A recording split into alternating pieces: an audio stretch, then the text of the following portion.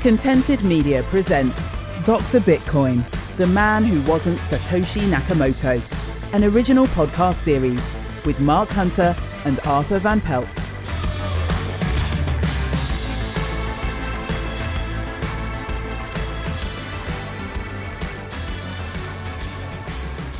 Hello and welcome to Dr. Bitcoin, the man who wasn't Satoshi Nakamoto, the podcast that searches through the reduced section of the Craig Wright supermarket in search of the mini bottles of champagne and the fancy crisps. My name is Mark Hunter, author, amateur physicist and professional tired person, and with me, as always, is the man who is to Craig Wright what a wasp is to a picnic. It's Arthur Van Pelt. Arthur, have you been immersing yourself in the Hodlonaut evidence in the past few days? Oh, you're not gonna believe this, how much I am enjoying this. I bet you are. I had requested the stuff from the court in Oslo.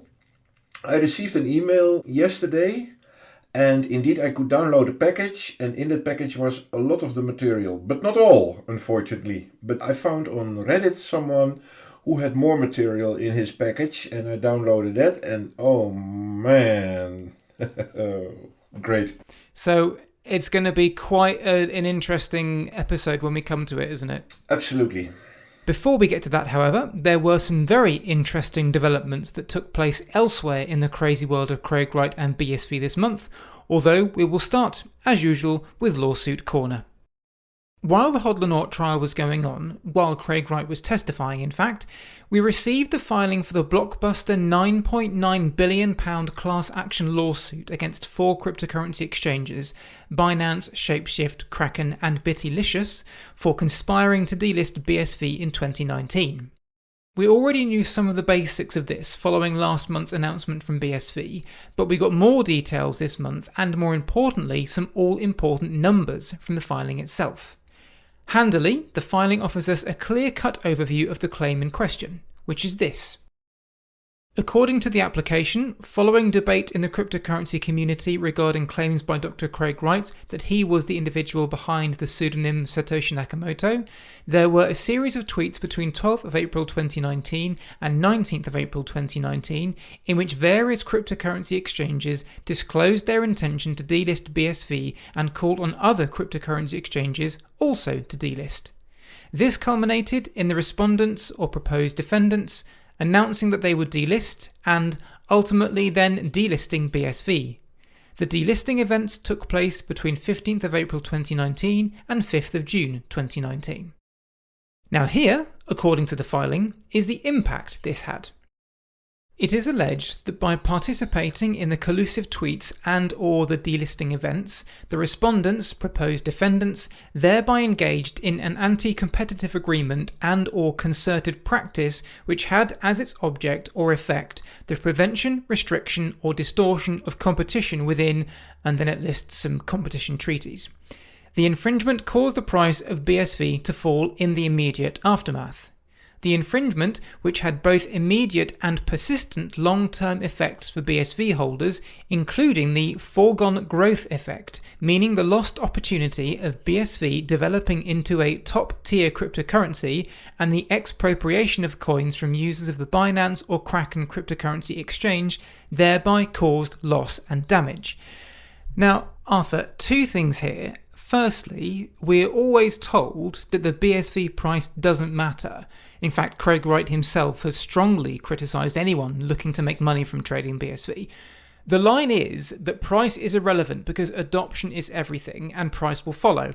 So how exactly does being delisted from four exchanges, including Bittylicious, impact institutional adoption of BSV?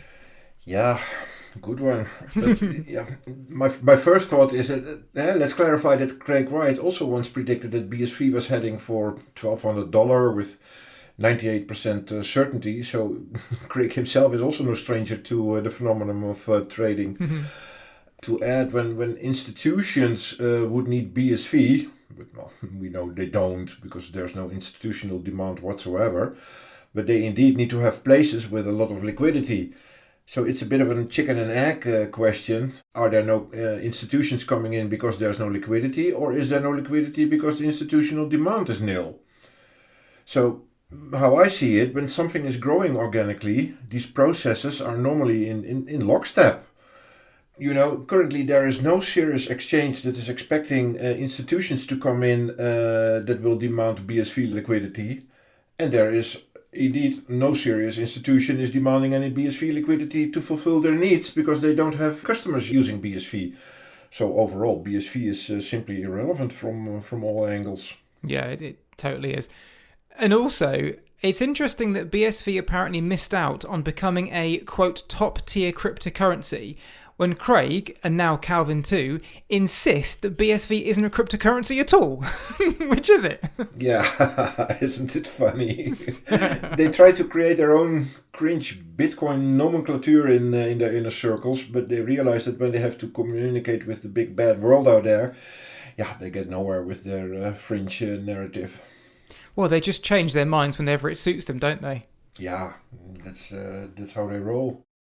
So let's look at the numbers for a minute, and first the number of claimants, which essentially is the number of people BSV Claims says were holding BSV coins when the delistings began. Now, they split these into three groups. Subclass A is made up of class members who held BSV coins on 11th of April 2019 and sold at least some of their coins thereafter, but before midnight on 29th of July 2022, and BSV Claims says there are 155,000 of these. Subclass B is proposed to be of people who held BSV coins on the 11th of April 2019 and continued to hold their BSV coins up to 29th of July 2022. And BSV Claims says there are 75,000 of these. And finally, subclass C, which they say are users of Binance and Kraken who held BSV coins in their accounts on 11th of April 2019 and lost access to their BSV coins as a result of the delisting by Binance or Kraken. And BSV Claims says there are 12,000 of these.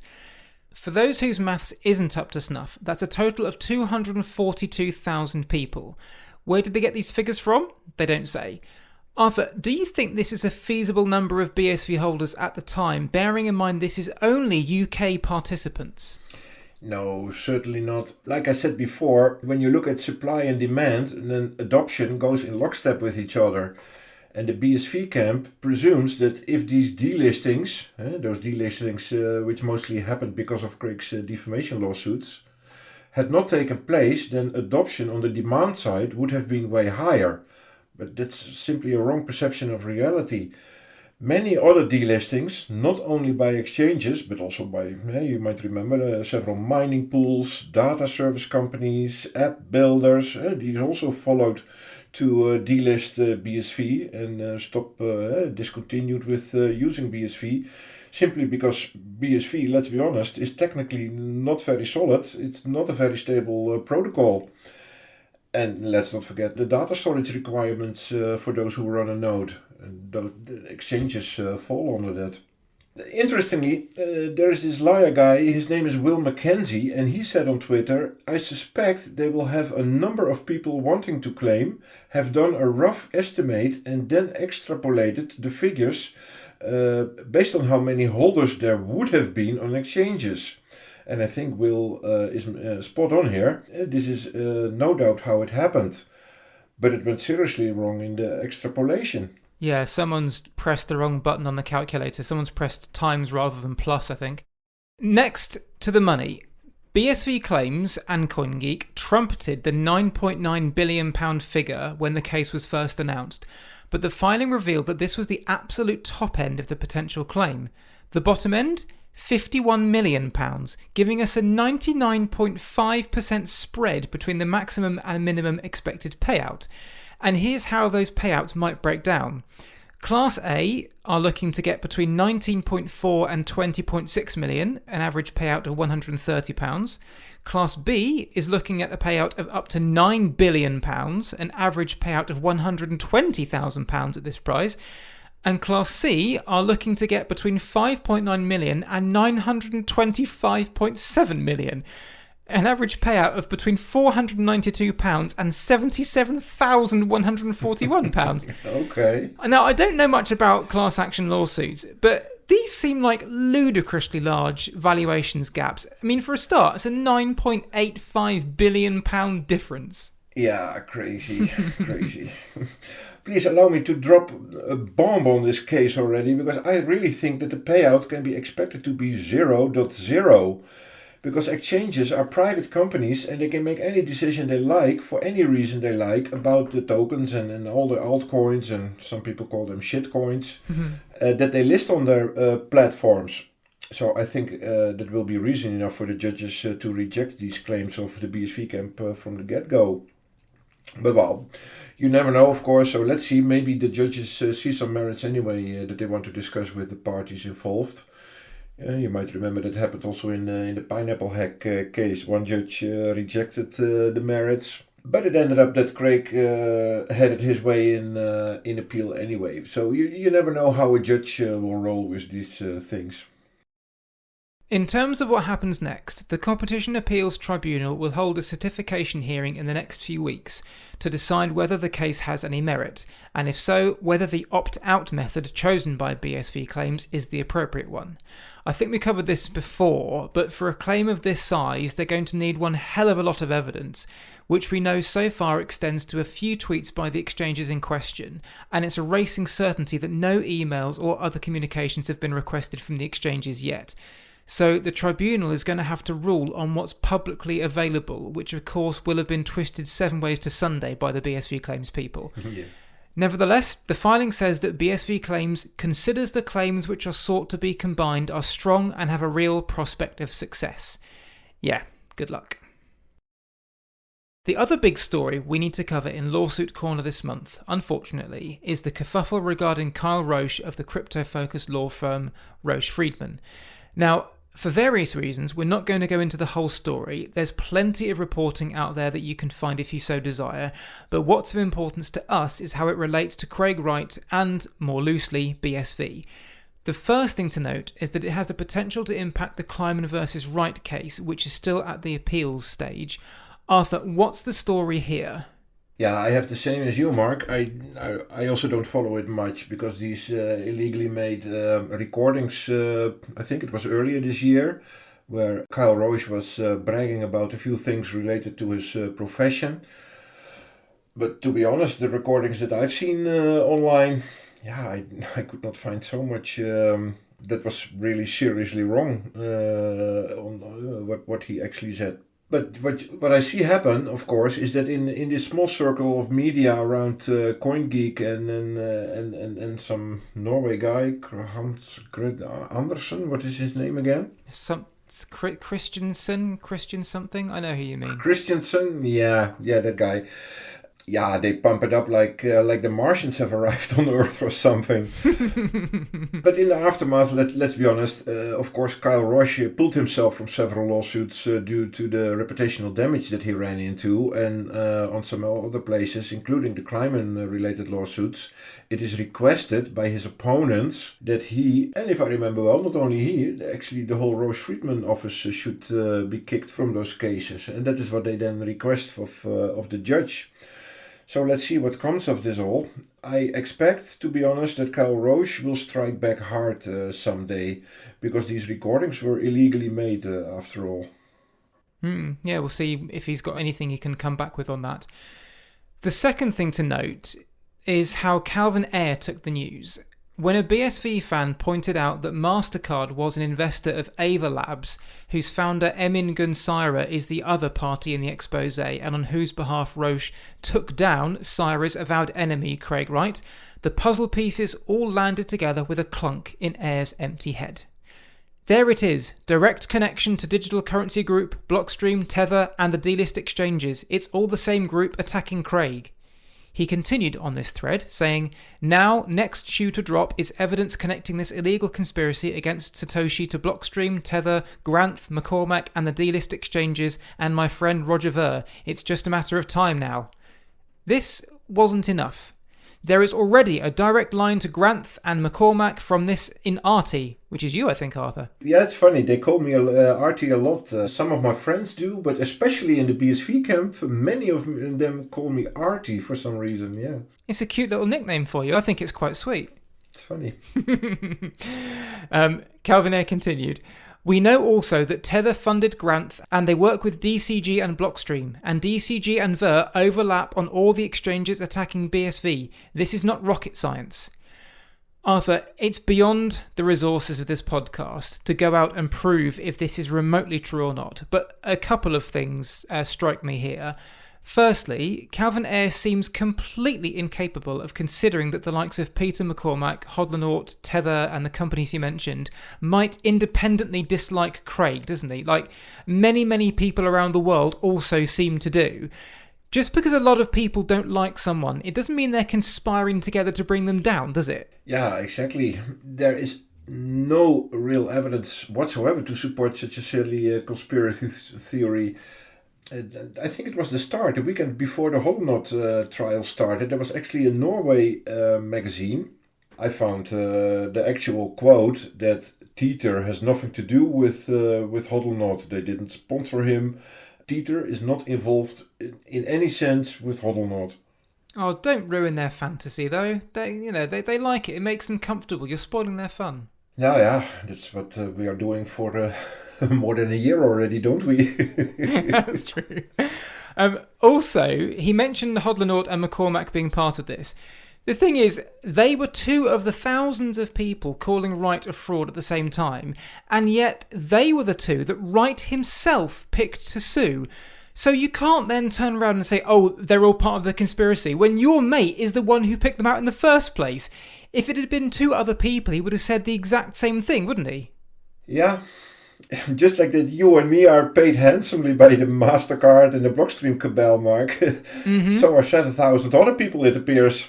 We are all on the payroll of them. Well, it's funny you should mention that actually, because just today I had someone send me a Twitter DM and they said they wanted to ask me some questions about the podcast. I was like, yeah, that's fine. Yeah, go ahead. And they took about 7 hours to reply and then replied, never mind, I listened more and it's quite clear to me that someone is paying you to do this podcast with AP. I have had calls with documentary makers who have been funded to make a documentary about crypto and told explicitly that they can't mention Craig or BSV. I expect that you have the same kind of deal but the reverse, only negative rhetoric about him, nothing else. Please try and be a better person. And this made me laugh because... firstly, we know of a few documentaries that specifically mention Craig Wright, and also the reason anyone funding a documentary might not want to mention him is because he will sue them. That's the reason why they don't want him mentioned. Yeah, crazy. I've said this before though, like, they seem to think that MasterCard and the digital currency group, their best way of keeping Craig down is by paying people to badmouth him on Twitter and Reddit and make a podcast about him, which gets, we've got like 20,000 listens, but, it's a few hundred each time. A few hundred people aren't going to bring him down. And if they really wanted to bring him down, they could just 51% attack the blockchain, probably for cheaper. Yeah. Exactly, you can wipe BSV out in a few days. Yeah. We are doing this for more than a year. They could have been wiped out like this like you said, with a 51% attack. So, I don't know. Crazy. Of course, Ayre wasn't the only one crowing about an anti-BSV conspiracy, with plenty using Roche's admittedly appalling behaviour to circle the wagons and prove their theories once and for all. These really don't need going into. Again, they're out there if you want to find them, you weirdos. And I really don't want to sully the podcast with this nonsense anymore, but there is one last thing about this whole episode that is extremely ironic. One of the things the BSV community got so riled up about was the following.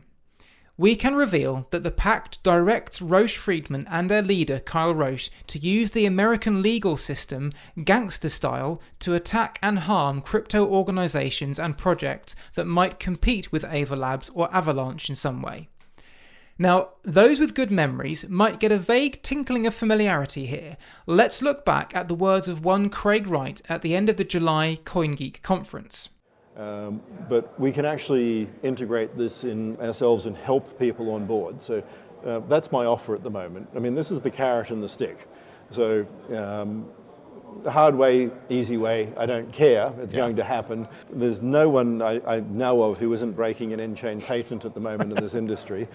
And I can't go after everyone at once. I mean, we can do one or two a year, and we'll start with the big ones. So the small ones might survive a little while. But I might randomly pick a small one to pick on. And it would be much easier. I mean, I've said I've studied history in Temujin and things like this, and I believe in his strategy. And he used to go up to cities and basically come up with you can join me or not. And those who joined him became part of the empire. It was peaceful, they grew, it was wonderful. And it was different for those who didn't. Yeah, absolutely. Arthur, do BSV fans have any right to be aggrieved at Kyle Roche over this when Craig Wright's doing the exact same thing? Yeah, it appears not, doesn't it? Presuming Kyle's illegally obtained quotes are interpreted in the right way, which I doubt, then it's indeed the pot blaming the kettle for being black. Mm-hmm. Yeah, absolutely. And further, the CryptoLeaks report also said that the secret pact allowed Roche Friedman to secretly pursue Emin Gun Sara's personal vendettas against individuals. Arthur, if this is true, what's the difference between this and Calvin Ayre enabling Craig Wright to pursue his own personal vendettas against Roger Ver, for instance? Yeah, I don't see much difference, Mark. It's exactly the same. Yeah. And the last thing, the BSV community were also aghast at this action from Roche Friedman. In their American class actions, they propose a class of people whom they claim have been harmed, for example because they lost money trading a cryptocurrency. They then create a lawsuit in their name, for example claiming the cryptocurrency is an illegal security, and therefore that those developing or promoting the blockchain involved, or those running crypto exchanges that enabled them to trade the cryptocurrency, are liable for the losses of everyone in the class. In the United States, they only have to find one person willing to be a representative plaintiff for the class to initiate action. Arthur, tell me again about the BSV Claims lawsuit. Yeah, it's the same thing, isn't it? Did I mention the pot and the kettle already? I know, it's literally the same thing. And I love this fact that the BSV community has these blinders on when it comes to the actions of their own leaders. Like, what their guys are doing is perfectly right and just. When their opposition does the exact same thing, how dare they? Yeah, but it works the same when they face rulings in a lawsuit. When it is in their advantage, they are cheering upon it. But when it is in their disadvantage, well, look at, for example, our friend Kurt Wuckert. He will just not accept it when a court is declaring that Craig is not Satoshi. He said, yeah, I will not accept it because I have my own rule that, what was it? You can't prove a negative. Yeah, you can't prove a negative. And so when it is in court proven in another way that Craig is not Satoshi, then he will use his own rule that you cannot prove a negative, and he will still disregard the court ruling. Yeah, but that's not how it works, guys. This whole thing led to Wright's legal team filing to not just have Roche, but the entire Roche Friedman team removed from the case, as we said, saying that, on camera, Roche admits at length to a serious conflict of interest, undisclosed principles, a course of conduct that is unlawful on its face, and a fraud on the court in every case in which his firm has appeared, including this one. Wright's team attests that this is enough to get Roche Friedman kicked from the case. But Arthur, most of the complaints seem to be about why Kyle Roche brings cases and not how he acts when he's working on them. And as you said, as far as I can see, there's no suggestion of improper actions with the Craig Wright case, regardless of why it's been brought. And surely, at this late stage, the reasons why he brought the case 4.5 years ago are moot, aren't they? Yeah, totally. Of course they are totally moot. Avalanche and the related companies, Ava Labs, I think, they didn't even exist back then, so there is no relationship from that angle anyway. If what was revealed showed that he had acted illegally within the confines of the court case, yeah, I could say absolutely, get him off the case. But there's nothing in the case itself that was illegal, was there? Maybe because of the reputational damage, it might make some sense to the judge. So we have to wait for that ruling, what they think about it. But on the other hand, it's all about Avalanche, the blockchain, and BSV. But that whole case of Claimants versus Wright had nothing to do with BSV itself. It had to do with a partnership that they thought was existing between Dave Kleiman and Craig Wright in the early days when that Eamon guy didn't even know about Bitcoin probably. Mm-hmm. I don't see the angle how they think they can connect Eamon with BSV and his Avalanche project by means of the climate case. I just don't see it. No, I don't get it either. Not a clue. We also have a couple of housekeeping points regarding Wright's ongoing legal cases. First, this month saw some movement on the costs over the Wright versus McCormack case, which we already know is going to be worth millions of pounds. What we don't know yet is who ends up footing the bill, although Arthur, we learnt something just today about that, didn't we?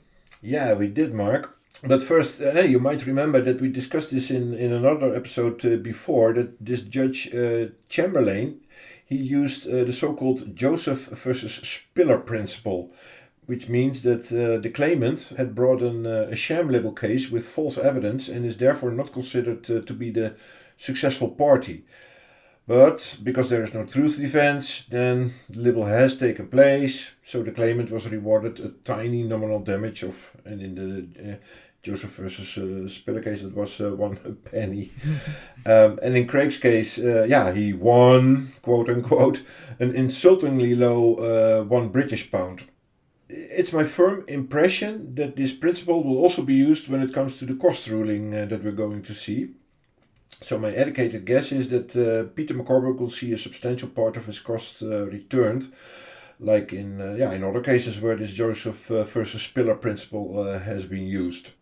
But with that said, we learned today they need more time to struggle about these costs, and there will be a one-day hearing on or shortly after October the 17th. That is still to be determined based on everyone's availability. But what struck me the most, Mark, is that Peter McCormack is also requesting, and it is just a tiny detail, but pretty important. Well, it struck me as very important. He is requesting 100% of his costs back that he had to pay for the pre-trial hearing somewhere in this trajectory, where Peter lost on several points, and it ended up that he had to pay Craig's cost of that hearing. There was this paragraph on page 1. It says that he is now fighting the cost ruling from that pre-trial hearing, and he wants to unwind that and get his costs back from that ruling back then. Now, and it makes total sense to me when you think of it. If this whole case was based around false evidence that was put in the case from the start, then most likely that ruling back then and the points that Craig won was based on that same false evidence, which makes it obvious to me that the judge should look into that and check if that ruling should be overturned. Overturned, yeah, that's probably a good word, yeah. It also implies to me that if he is asking that to be overturned and get his costs back, that he is also fighting to get 100% of the costs back for the rest of the trajectory of this whole lawsuit. So I have the idea, just a sense, that Peter is really, trying to strike back in this case. Mm-hmm. I mentioned it before, probably also in another episode, but my personal view on this thing is also that because it's such a sham case, I mean, think about it. You have 10 conferences. All 10 of them have been false. He has been lying. He has been presenting something that did not exist. He was kicked from those conferences because his papers were trash, and he presented, but it was because Peter's tweets were harmful to me, and those people from those conferences have been reading them. Now, that factually never happened.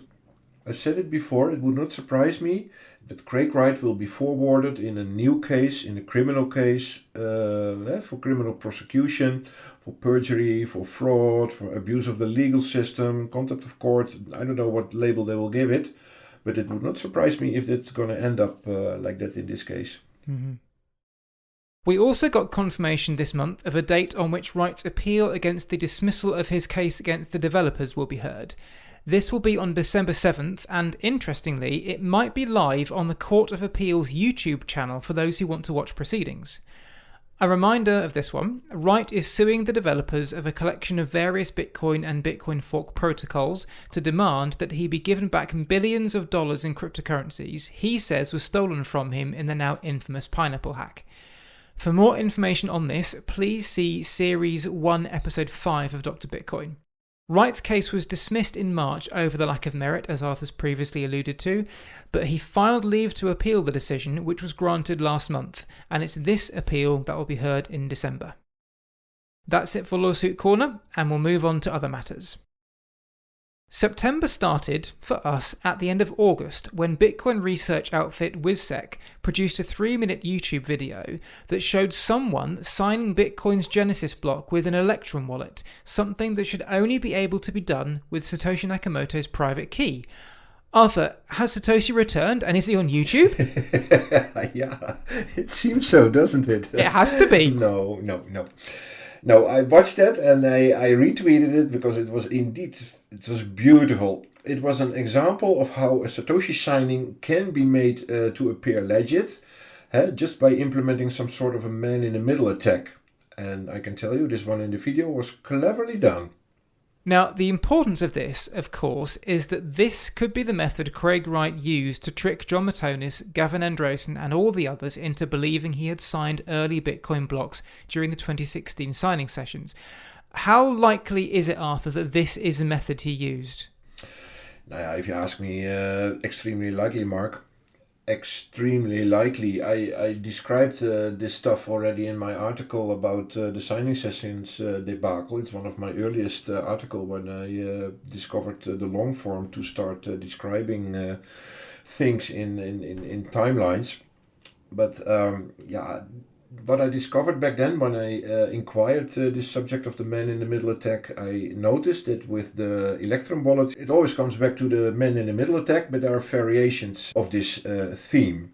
And I am absolutely convinced that Craig Wright used one of them. We can, of course, not prove which one he used, but what we do know is that although he's not a master coder, far from it, but we are sure that he is capable enough to figure such thing out with, because it only needs 1 or 2 lines of code in the Electrum wallet. It's open source, so you can just change the code to your likings and implement a man-in-the-middle attack. It's actually pretty easy if you know how it works. It's funny, I remember when we did the episode in Series 1 and you gave a lovely, eloquent explanation of how it works. And it's really interesting to see it happen because when you're describing it, it takes quite a long time to describe. And you think it can take a long time to execute, could be quite tricky. But watching it actually happen, it's actually staggering how simple and quick it is to pull off, especially when the person who he did a lot of this in the background, but especially when the person watching on doesn't know what you're doing. Yeah, exactly. And that's what this video showed. Absolutely wonderfully done.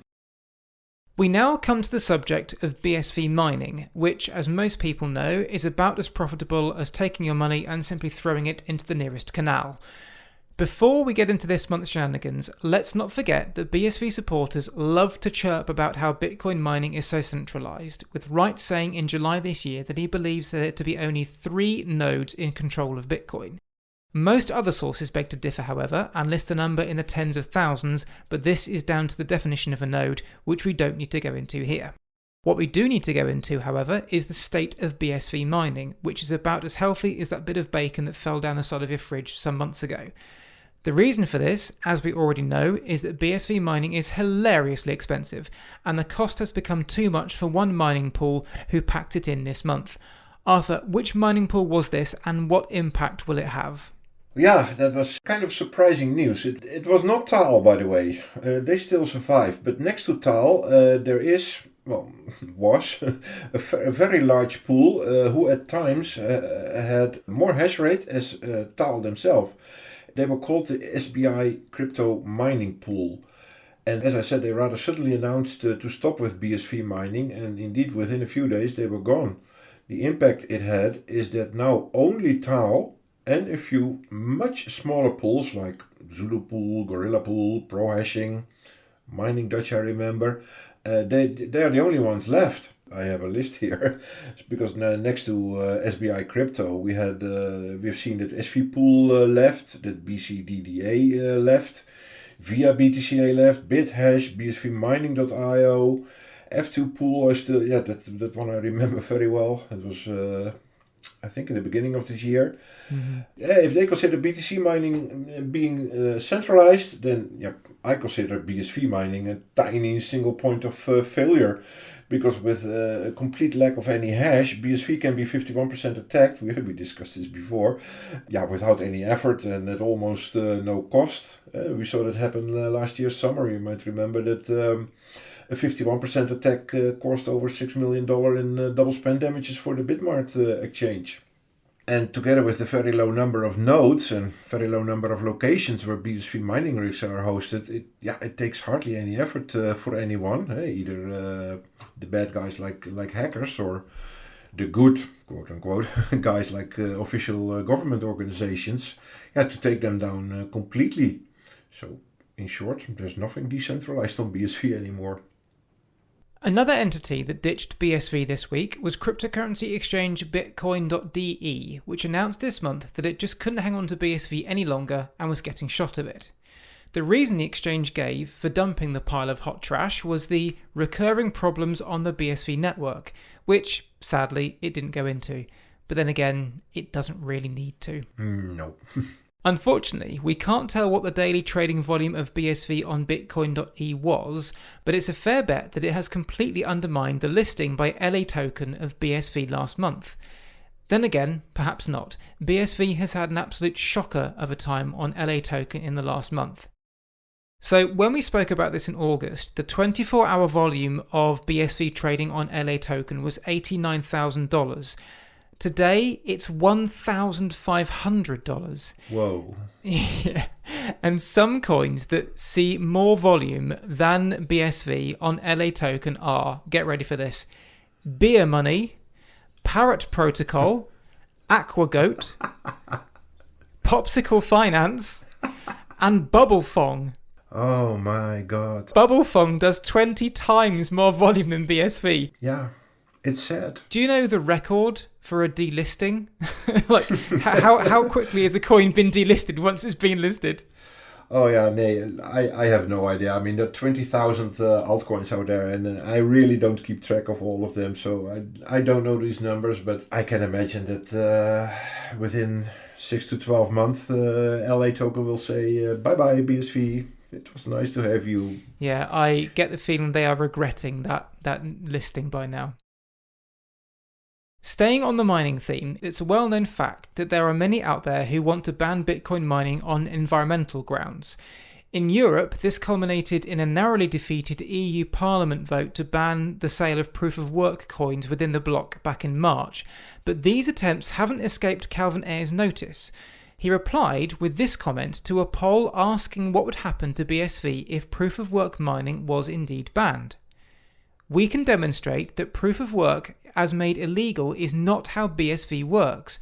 We are already engaged in this lobbying. It's a matter of changing what they think they are talking about. A POW is not all created equal. Arthur, let's just unpack this for a bit. The core concept of BSV is that it's the original vision of Bitcoin as written in the Bitcoin white paper with no changes. So if a country or a group of countries bans proof of work as described in the Bitcoin white paper, then BSV should automatically be banned, full stop. Yep. And yet here's Calvin Ayre saying that this is somehow all about how you perceive proof of work, and that the kind of mining that BSV engages in is somehow the exact same as Satoshi intended, and yet at the same time different enough to mean that it shouldn't be banned along with all the rest that follow the original vision. How can they match this claim that they don't engage in the same kind of mining as Bitcoin and yet still claim to be Bitcoin? Yeah, hilarious, isn't it? Yeah, and there are numerous examples of BSV claiming that BSV is following the Bitcoin white paper and Satoshi's intentions that he expressed in around 2009, 2010. But if you ask me, reality is that BSV is not following Satoshi nor his white paper at all. BSV kicked full nodes from the network as being not important, while Satoshi said that being decentralized to the max is the most important feature of Bitcoin to survive long term, and it needs full nodes. And also, don't forget, Mark, if BSV is being adopted, let's say they manage in, some alternative reality, they manage to be adopted. That means that demand for BSV is going up, that people want to have BSV. Then the same happens as what is happening with BTC. The price goes up, and let's say BSV managed to reach $20,000 like BTC is currently. Don't you think that all the miners will just start picking their nose and not be interested in BSV anymore? No, of course not. A lot of mining companies will also start mining BSV because it has an interesting price at such a point in time. And then you get the same situation as with BTC, that the hash rate is going up and will reach the levels of BTC. When there is a ban on proof of work, then of course they will fall under the same ban. So let's say all proof of work is created equal after all. Yes, it certainly is. And I don't think any twisting of words by Calvin Ayre is going to change the minds of these people. It doesn't work like that. We end this month on an interesting tidbit from Or Weinberger, CEO of crypto wallet recovery service Brute Brothers, who discovered something interesting about the name Bitcoin. It nearly wasn't called that.